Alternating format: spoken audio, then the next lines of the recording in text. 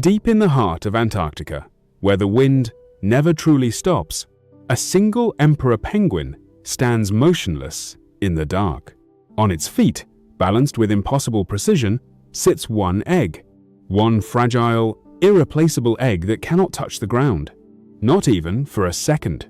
So it stands, alone, inside a crowd of thousands, in the blackest cold on Earth. This shouldn't be a choice any living creature makes. No bird, no mammal, nothing built from warm blood and beating hearts should willingly walk toward the worst winter on the planet, stop, and decide, this is where I will raise my child. But emperor penguins don't just survive Antarctica's winter, they choose it. And that choice, that single, defiant, biologically encoded decision, is the most extreme reproductive gamble in the entire animal kingdom. It is a wager so audacious that scientists who first documented it struggled to believe what they were seeing. A bird in the coldest place on Earth, choosing to breed not despite the cold, but because of it. This is the story of why. To understand the choice, you have to first understand what you are being asked to walk into. Antarctica in winter is not cold the way most of the world understands cold. It is not cold the way a Canadian January is cold, or the way a mountain summit is cold. Antarctica in winter is a separate category of hostile, a place where the normal rules of what living things can endure seem to simply stop applying. At the interior breeding grounds of emperor penguins, temperatures routinely fall to -40 degrees Fahrenheit. That number alone is staggering. But temperature in Antarctica is almost a secondary threat. The real killer is wind. Winds regularly exceed 60 miles per hour across the flat, open ice shelves where penguins breed. There is nothing, no ridge, no cliff face, no tree line to slow them down. The wind accelerates across hundreds of miles of featureless ice and arrives at full force, driving wind chill values to nearly -80 degrees Fahrenheit. At that number, exposed skin freezes in under 2 minutes. The moisture in your airways can ice over. Disorientation sets in almost immediately. The body begins shutting down non-essential systems before you have fully registered that something is wrong. The ice itself adds another layer of danger that is easy to underestimate. Antarctica's sea ice is never stationary. It grinds, buckles, cracks, and reforms. The fast ice, the thick, shore-locked ice that penguins depend on as a breeding platform, can vanish from one year to the next. The forces that shape it are indifferent to anything living on its surface. A colony of 50,000 penguins weighs almost nothing against the tectonic pressures playing out beneath their feet. And the sun disappears entirely, for months. Not reduced, not dimmed, gone. Polar night in the interior of Antarctica is not poetic. It is not the soft, blue-tinged darkness of a northern winter with streetlights and windows glowing warm. It is absolute darkness, broken only by starlight, on clear nights and the shifting cold green curtains of the aurora australis. For animals that hunt by sight, that navigate by landmarks, that read the environment visually the way most creatures do, this darkness would be a death sentence. Into the darkness, the wind, the killing cold, the unstable ice emperor penguins walk. By choice. Every single year. The evolutionary logic behind this decision, once you see it clearly, carries the brutal elegance of something that was arrived at through millions of years of brutal trial and error. Emperor penguin chicks require approximately 6 months to grow from a newly hatched egg into a juvenile capable of surviving independently in the Southern Ocean. That is not a negotiable timeline. It is written into their biology the way height is written into bone. The chick needs those 6 months to develop the waterproofing, the insulating fat layers, the diving musculature, and the behavioral instincts that will keep it alive once it enters the water. The Southern Ocean around Antarctica is only reliably safe and food-rich during the brief Antarctic summer, roughly November through February. That is when the sea ice retreats, when sunlight floods the water and triggers the explosion of phytoplankton that feeds krill, that feeds everything else. That is the window. That is the only window. So if a chick needs to be fledged and ocean-ready by November, and it takes 6 months to get there, you need to hatch it by late July at the latest. Which means the egg needs to be laid by late May. Which means the breeding colony needs to form in late April. Late April in Antarctica is the beginning of winter. The sun is dropping below the horizon for increasingly long stretches. Temperatures are in freefall. The sea ice is beginning its expansion inland. Every other species in the region is heading for warmer water, warmer air, warmer anything. The emperor penguin looks at the same calendar and begins its march inland. That march deserves its own moment of attention, because it is something that has to be pictured to be understood. Long, single-file lines of emperor penguins crossing the Antarctic ice shelf in near or total darkness, traveling up to 75 miles from the coast to breeding grounds that, to any outside observer, look identical to every other patch of ice in every direction. There are no landmarks, no trails, no markings. Just the wind, the cold, the dark, and the memory somehow embedded in the biology of each bird of where it went last year, and the year before that, and the year before that. They walk in their distinctive penguin waddle, which looks almost comedic until you realize it is one of the most energetically efficient gaits available to a bird built the way they are built. They also toboggan, lying flat on their bellies and pushing with their feet when the ice is smooth enough. Every calorie is accounted for. Every movement is weighed against what it costs. When they finally arrive, the assembly begins. Thousands of penguins gathering on a flat plain of ice with no shelter, no windbreaks, no natural protection of any kind. The colony is the protection. Proximity is survival. They press together, and the work of the season begins. Each female produces a single egg. One, not two, not a clutch. One egg, representing the entire reproductive investment of that female for that season. Everything is riding on it. The transfer from the female to the male must happen within approximately 30 to 40 seconds. If the egg spends more than that on the open ice, it dies.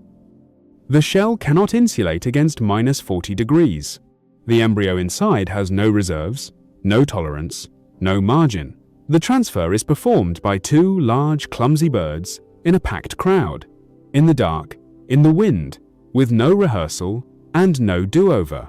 When it goes wrong, and it does go wrong, in the way that all things in Antarctica eventually go wrong, the female stands over the egg on the ice, trying to retrieve it, and it is already too late. When it goes right, the egg disappears beneath a fold of insulating skin on the male's lower abdomen, nestled on top of his feet, and the female turns and begins the long walk back to the sea. She will not return for roughly 4 months. In the time between her departure and her return, the male will not eat. He will not leave. He will stand on the open ice through the full depth of the Antarctic winter and keep that egg alive with nothing but the heat of his own body. What the male goes through during those 65 or so days of incubation is physiologically remarkable in ways that science is still fully mapping. His metabolism drops to roughly 20% of its normal resting rate, a level of metabolic suppression seen in hibernating mammals, but almost unheard of in birds. His body begins consuming stored fat at a carefully regulated rate, prioritizing the organs and systems that must remain functional while allowing others to temporarily shrink. His kidneys reduce their output. His digestive system goes essentially dormant. His heart rate slows. He loses close to half his body weight over the course of the fast. A male emperor that arrived at the breeding colony weighing 80 pounds may weigh 40 by the time the females return. He is, by any reasonable biological measure, starving, and yet the egg stays warm. The egg stays alive. The temperature beneath his brood pouch remains close to 95 degrees Fahrenheit even when the air around him reads minus 40.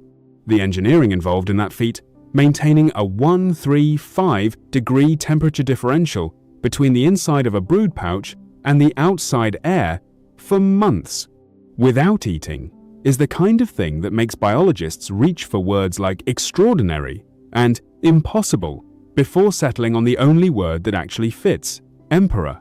The mechanism that makes mass survival possible is the huddle, and the huddle is worth understanding in detail because it is not simply a crowd of birds standing close together.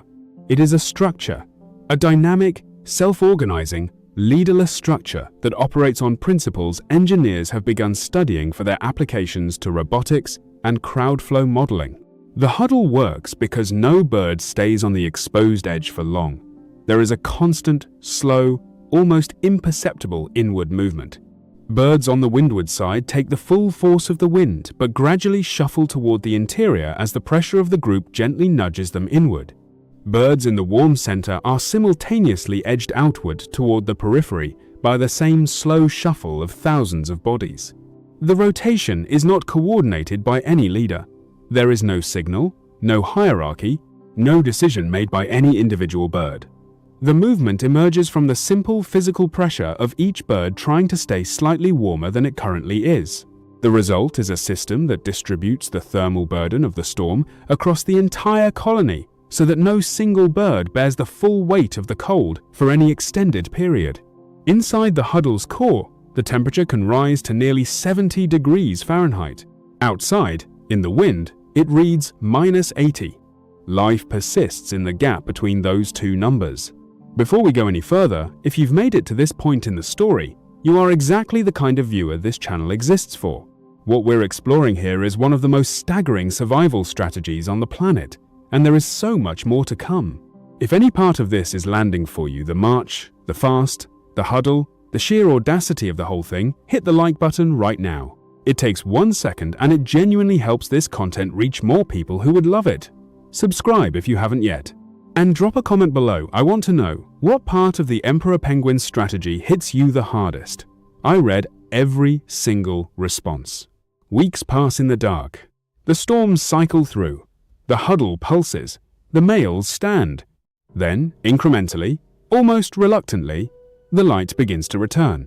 A thin blue line appears along the horizon at midday, not the sun itself yet, but the first evidence that the sun exists again somewhere on the other side of the Earth's curve. Day by day, it climbs a fraction higher.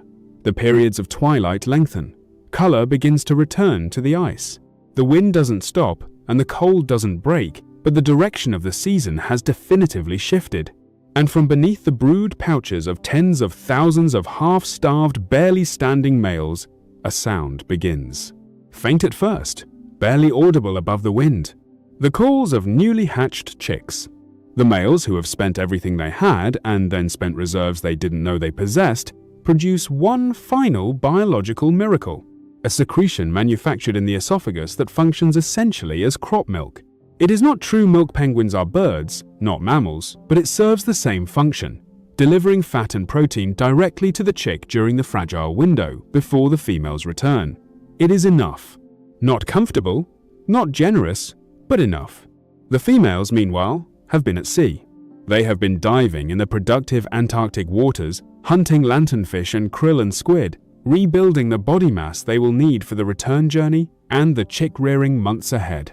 They have been doing something that looks, from the outside, like freedom wide ocean, abundant food, no storms, no darkness. And yet, they have been carrying something invisible with them the entire time. The voice of their partner. Before the females left the colony in autumn, each bonded pair spent time vocalizing together a mutual memorization of each other's unique call. In a colony of 20,000 or 50,000 birds that are visually nearly identical, sound is the only reliable identification system. When the females return, they navigate by memory back to the general area of the colony, then begin calling. The male calls back. Somehow, through distance, through noise, through the overlapping calls of tens of thousands of other birds, all doing the same thing simultaneously, they find each other. The transfer of the chick happens. The male, who has been standing for more than 100 days without food, turns and begins walking toward the sea. Some do not make it. This has to be said plainly. After more than 100 days of fasting in Antarctic winter conditions, for some males, the final walk to the ocean is simply one demand too many. They die on the ice between the colony and the coast, within sight of the water that would have saved them. Those that do reach the water dive immediately. The ocean that locked them out for an entire winter now becomes the most generous thing in their world. In the compressed abundance of the Antarctic summer, they feed intensively, restoring their bodies with a speed that seems almost implausible given what they have just survived. The chicks left behind at the colony are racing their own clock. They must gain weight fast enough to be independent before the sea ice begins its seasonal retreat before the platform that supports the entire colony becomes unstable and eventually breaks apart. Both parents alternate feeding trips throughout the Antarctic summer, making dives of up to 1,500 feet in water patrolled by leopard seals, navigating back across ice that grows more fractured and unpredictable every week. The chicks form creche, large nursery huddles, their own version of the adult's winter survival structure while parents are away. These gatherings of brown, downy juveniles shift and ripple constantly, loud and restless, each chick pushing forward at the sound of a returning adult, hoping it is their parent with food. By November, the surviving chicks have shed their juvenile down and grown their first real waterproof plumage. The sea ice is fragmenting, the ocean is opening, and the young emperors, who have never once touched water, never dived, never hunted, never done any of the things their survival now depends on, walk to the edge of the ice and enter the sea for the first time. Everything they need to know, they somehow already know. The entire cycle, from first march to final fledge, is so precisely calibrated to the rhythm of Antarctic seasons that disruptions compound almost immediately into disaster. Warmer winters mean less extensive sea ice. Less extensive sea ice means the platform the colony depends on for breeding can reach its maximum extent later in the season or fail to reach it at all. Early melt in spring means the ice beneath a colony can fracture before the chicks have developed the feathers they need to enter the water safely. Chicks that are forced into the ocean before they're ready don't survive it. They're not waterproof yet. The cold reaches them within minutes. Several colonies on the Antarctic Peninsula have experienced catastrophic breeding failures in recent years. One colony at Halley Bay, once one of the largest emperor penguin colonies on Earth, with roughly 25,000 breeding pairs, effectively collapsed after a series of early sea ice breakup events in consecutive years. The birds didn't disappear. They relocated. But relocation takes time. And in the meantime, entire breeding seasons produced essentially zero surviving chicks. The bargain that evolution struck with emperor penguins over millions of years was written for a specific climate. A climate where winter arrived on schedule, held its grip long enough for the ice to form, and released gradually enough for the chicks to be ready when it did. That contract is now under pressure in ways evolution did not anticipate and cannot quickly rewrite. There is a broader truth embedded in the emperor penguin story that extends well beyond penguins. Most of the natural world operates on timing, migrations that sync with insect hatches, breeding seasons that align with food abundance, hibernation that ends when the first spring temperatures trigger dormancy's release. The entire living web of an ecosystem is a set of interlocking timings, each one tuned over millions of years to mesh with the others. When you change the climate faster than species can adapt, you don't just make individual animals uncomfortable, you desynchronize the whole system. The krill bloom happens earlier. The penguins that evolve to arrive when the bloom peaks now arrive late, or their chicks are ready to feed when the krill have already dispersed. A few weeks of mistiming, repeated across consecutive seasons, translates into collapsed reproductive success across entire populations. Emperor penguins are not alone in facing this, but they are one of the most visible examples of what it looks like when a highly specialized strategy meets a rapidly changing world. Their specialization, which is also their brilliance, is the very thing that makes them vulnerable. And yet, when you watch those lines of penguins crossing the ice in the dark, when you see them choosing, year after year, to walk into the coldest place on Earth, because some ancient biological wisdom tells them that this is the only path to the other side, there is something in it that resists easy despair. These birds did not arrive at this strategy by accident. They earned it, across millions of years of refinement, through every extinction event and climate shift the planet has produced over that span. They have been doing this since before our species existed. The huddle, the march, the fast, the handoff, all of it encoded in the architecture of their biology through pressure that makes our current era look, in geological terms, like a brief squall. They chose the cold because the cold, in its own merciless logic, offered something no other environment could: a stable platform, isolation from ocean predators, and a seasonal calendar that, if honored correctly, delivered a chick into a world ready to receive it. The emperor penguin didn't accidentally end up in Antarctica's worst winter. It looked at everything the planet had to offer and picked the hardest option, because the hardest option was the one that worked. Whether it continues to work is not a question the penguins can answer. They will make the only choice they know how to make. They will form their lines in the dark, point themselves inland, and walk. The question of what they walk toward, that one belongs to us. If this story moved you, please like this video. It takes 1 second, and it means more to this channel than you might think. Subscribe so you don't miss what's coming. We are going deep into the most extreme lives on this planet, and we're just getting started. And leave a comment. Do you believe emperor penguins can adapt fast enough to survive what's coming, or is the window closing for good? Tell me what you think. I read every single one. See you